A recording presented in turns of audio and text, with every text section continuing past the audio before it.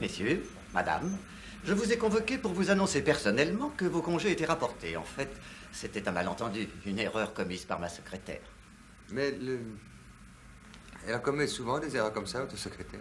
Bon, ce n'est pas la peine d'en parler, c'est terminé.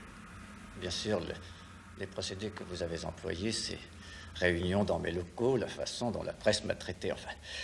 Je veux bien passer l'éponge, je vous envoie une lettre confirmant l'annulation de ces congés. Et les irrégularités qu'on a relevées dans les charges, les lampes, l'électricité, la porte du parking?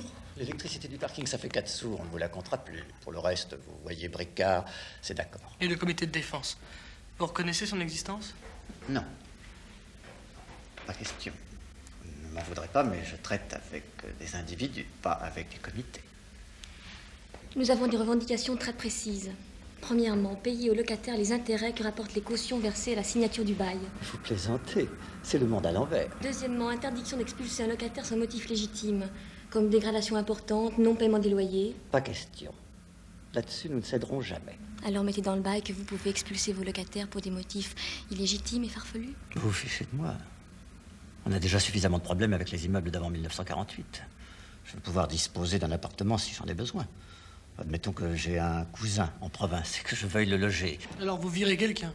Vous vous rendez compte de ce que vous dites? Je dîne dans un restaurant, je suis hors d'heure, et tout à coup le patron arrive et me dit « J'ai besoin de votre table pour une cousine qui vient d'Angoulême, sortez. » Votre comparaison est ridicule. Vous êtes libre de vous loger là où vous voulez, moi je suis libre de louer à qui je veux. Enfin, vous n'allez pas comparer la liberté d'un jeune ménage qui doit trouver un logement dans les 3 mois, celle d'un travailleur qui gagne 2000 francs par mois, avec la vôtre, vous qui avez 800 immeubles. Non, si on continue. Les loyers sont indexés sur l'indice de l'INSEE, hein? On n'a pas trouvé mieux. Et? Oui, le dernier indice est de 22%. Exact.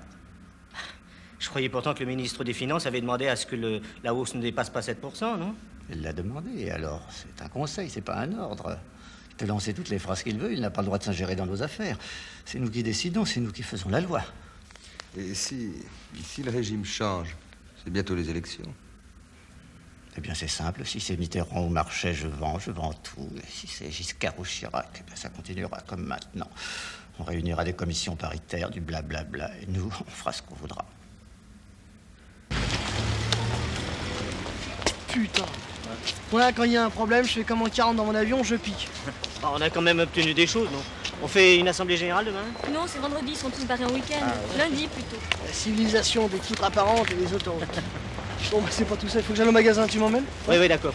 Bon, allez, à lundi, hein. Au revoir. Salut. T'es garé où là? Là-bas.